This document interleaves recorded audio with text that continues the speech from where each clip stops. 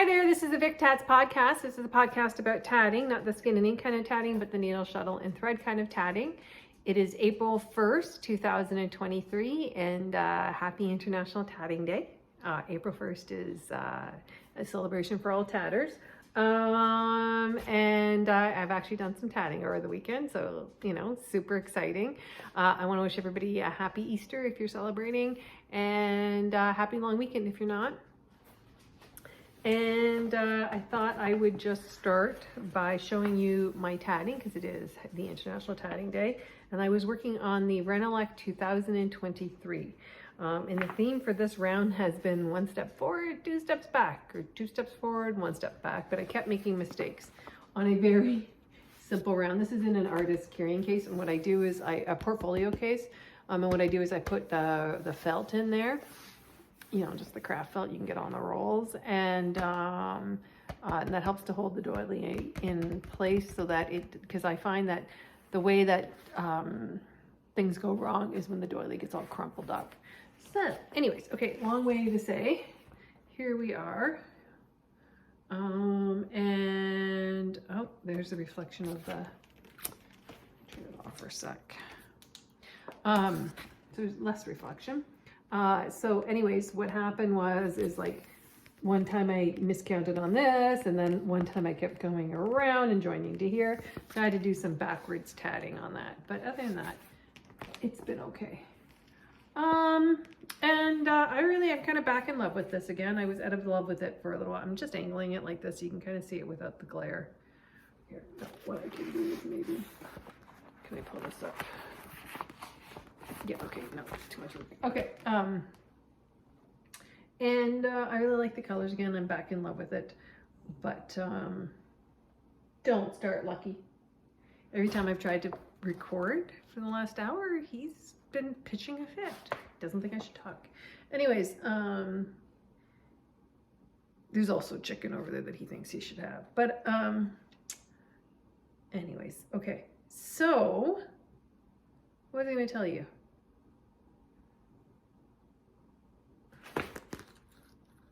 Anyways, I'm halfway, almost, I'd say I'm a third of way around. So that's cool. And like I said, I'm back in love with this. I'm not sure if I'm going to end this. And so the reason I like the Renulek Doilies is that there's certain areas where you can end it, you know, early. And I'm kind of liking the way it looks right now. And I have someone I could give it to. So I don't know if she wants something too terribly large. So this might be a good place to stop, or somewhere in the next couple rounds. I don't know. We'll see how I feel. And then the other thing I was working on was the Renulek 2024. And I'm using a combination of Lisbeth and Carrie Solomon hand-dyed threads. And here it was, it's brighter than it. This is, oh, sorry, hold on. Hello. Let me get this back on, so you can see it a little bit. Oops. Okay, so this is a color called Prism by Carrie, and there's a little bunching in the middle. I think I let these chains get a little too loosey-goosey when I was doing this, but because my problem is I'm always a little too, you know, everything's too tight, so I think I was trying to better my tension, but that was a stupid idea. It's not a good color. Like, it's not, sorry, on the thing, it's not showing a good color properly. Oh, there we go. That's a little better here. Let's get this. It's extremely, there.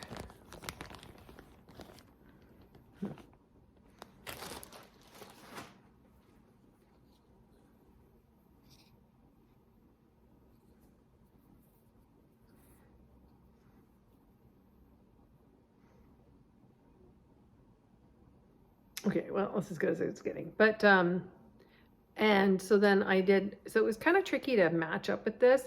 So then I had the charcoal gray from when I was doing the Lagniappe doily that burnt up. Sorry. So I have lots of this charcoal because I didn't get to finish it. But, and then I have some more of Carrie Solomon's hand-dyed thread that I'm going to use. And the colors look really kind of bleh here, but they're nicer in person. But I thought what I would do is I've got a lot of, she went through a period where she was doing a lot of grays and everything, and I have some of that stuff, so I think I can make it work to do a bunch of rounds with gray. And this one round that I'm working on right now is it's like a doozy of a round because you're stitching around and back forth and everything. So it's like a round of doom, what I like to call a round of doom. So I made sure I had a full skein, so I did not run into any issues. The other thing that I have been working on, it's not tatting, is I bought a needle. Stop it. Oh my God, he's so spoiled. I bought a needle, I don't know what to call it, needle point design, I don't know. And I'd gotten it off of Etsy when I bought something else, and this was there, and I see Carla being crafty, which she always does these kinds of designs, works, and so I thought they were really cool. So when I saw this kit, I just really was in love with it. So it's by Nancy's Needles, and it's I think it's in the forest or something like that. So there's a big Christmas bead or tree bead that will go here, and then I have one Christmas tree and one Christmas tree to go here. But I got all of the got the Christmas trees done, and I don't know. I find this very I find it challenging but relaxing at the same time. I really like doing it. I was a little nervous, I'll admit it, but I really like doing it. So that was cool. This goes into my Martinique bag that my friend brought back from her cruise. My friend Carrie. Let's put this back in there. Lucky, stop it. Stop it. He's just working himself up to a fit. And then I have two finishes. So with cross stitch. So this is the Racoon from A Year in the Woods by Cottage Garden Samplings. And I did it on size 14 Ada, and it's at the DMC that I've hand dyed. And you can't tell, but I did some modeling there, but the modeling didn't really get up into the top. It's actually pretty close to what was called for. I love that lady's designs. They're really cool. And so I was really happy to have this done. And then the other thing I did was I made a little scissor fob because I'm going to send that to Nancy, who was my exchange partner, who sent me as a thank you for the exchange she sent me. Yep. So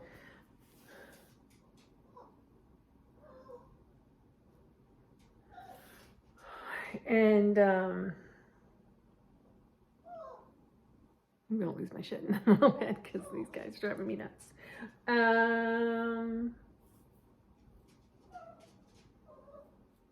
Anyway, so when I was done that, I thought I'd pull out some of the other stuff my other cross stitch that I'd like to get done. And so I went back to this pattern by Carolyn Manning called Whirly Twirly Tree, which I got off of her website. And this is the loops, the loops and thread material that you get at Michael's. I think it's a 16. I'm pretty sure it's a 16. I worked on it, and you have to, in the design, there's these spots that you fill in, but I'm doing those later because it's all one color, and then you come in and you backstitch through it and everything. So for now, it's a page finish. And so what happens now, there's about another row of kind of like the way this is done, where it's kind of like some are complete blocks, but some are half blocks, and then I'm into the trunk. So I go down and there will be a trunk here, and then across, and like some flowers here and flowers here. And I liked it because it reminded me of Mario Brothers and Mario Karts. And as a kid, so I really liked it. And I think it's gonna look really good. I mean, right now it doesn't look so hot with the threads all over the place because I parked threads. But, and I did an anchor conversion. So what I did was I tried to match up the threads as much as possible to the DMC. And then now I'm kind of at this point where I'm like, I'm like, I the color combo is exactly what she called for all the time? I don't know. I'm not sure. There's probably some mistakes in here. And then I'm pretty sure, I don't know, because the other night when I was stitching, you know, sometimes you stitch and you hear things happening. Or you hear things and you see things, but you're not really sure if you're seeing things. There's a couple things like that in there. So there's some weird stuff. Just FYI, if you are using the Ada spools for anything, these little tiny pins that you get at the Dollarama here in Canada are perfect size. So I'm really enjoying this.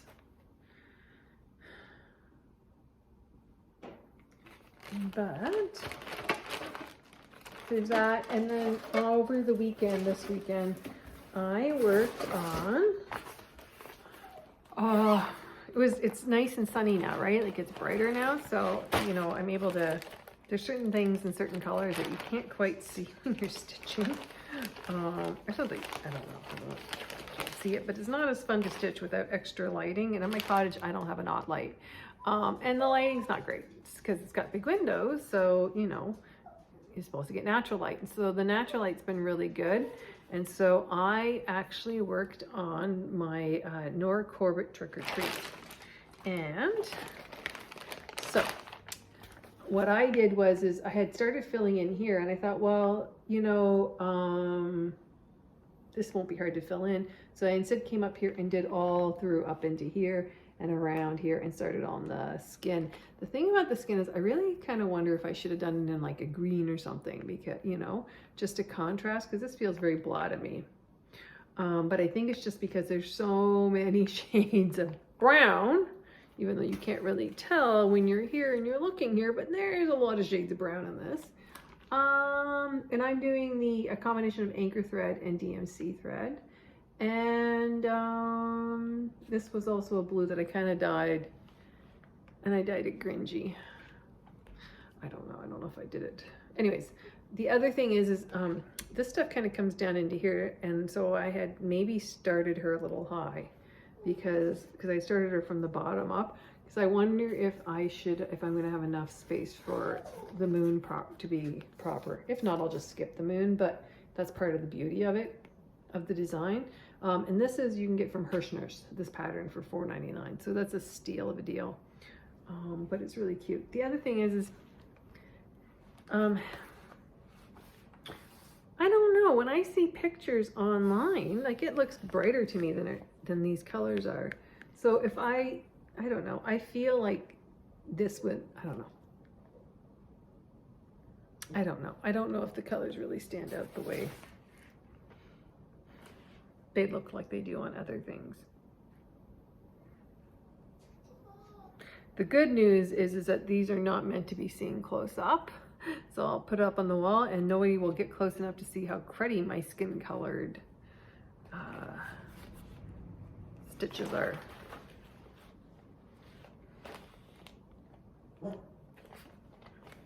Anyway, so I got a lot done on here.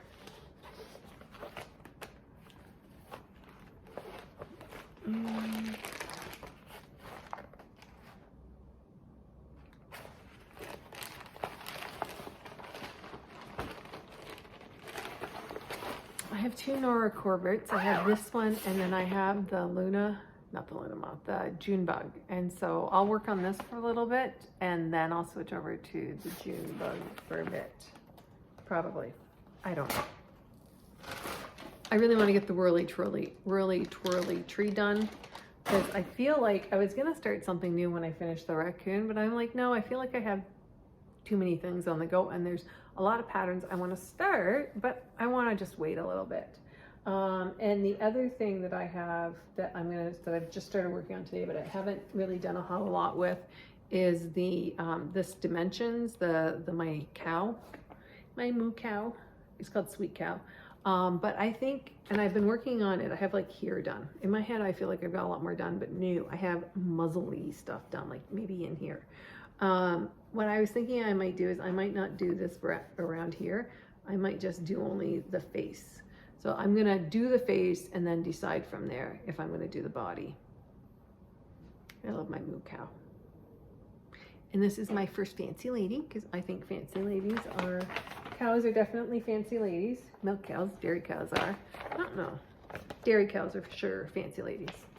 Oh, and then one last thing is I saw someone walking around. It was, you know, it's been cold a couple times. It snowed a couple times here since the last podcast.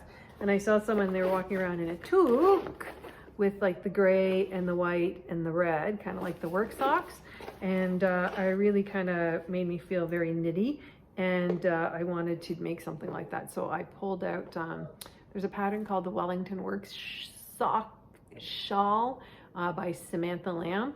And it came out in like 2017, 2016. So it's been around for a while. And at the time I'm like, that's a lot of work for a shawl that's so straightforward and plain. But now I'm in love with it. So fortunately I had favored it. And I was able to find it easily on Ravelry. But here is my work on this so far. And I went down, I have a very loose tension, and I have to do that because you don't need the whole reason why, but I knit weird is the summary of that. So this is a Estelle yarn, worsted weight yarn. So I got this, which is not, it's an inexpensive kind of yarn, but it's really pretty, and I'm really actually enjoying the squishiness of it, and I'm enjoying knitting with it. But it's so funny because, you know, the first little while you feel like you're going really fast because you don't have a lot of stitches. And I am over halfway to the first change off. So it's, each half has to be 117 stitches, and I am over 60 something, so I'm close. I'm over half. So do not start with me. This dog. So he starts, and then somebody else teams up with him and then starts to egg him on. But they're acting like it's time to be fed, but it is not time to be fed. Anyways, so I've actually been enjoying it. It's a pretty straightforward kind of knit, so I haven't screwed it up too terribly much, although I did spontaneously start to purl for a couple stitches there. I didn't realize till a couple rows later, so I had to louder down, which is challenging for me because of the way I knit. Anyways, and then nothing too exciting has happened other than that. The Finger Lakes Tatting Guild is having their seminar in 2 weeks. Having their seminar in 2 weeks. I'm not able to go to that because I have to go to a seminar, plus I have family coming over, so you know that's always how it works. Lou, stop it. All right, anyways, and so that looks like it's going to be a good thing. And then because I'm not able to go, and I feel really sorry for myself, I did a big order, well, you know, a big enough order through Tatting Corner. So that should be coming in the next week or two. I'm going to actually sign off and let you go because my dog is starting to freak out again, which as soon as I'm off this thing, he's going to calm down because that's what he's done the last 3 times when I've tried to do this. Anyways, I'm going to wish you a happy International Tatting Day, and I'll check with you soon. Okay? Cheers!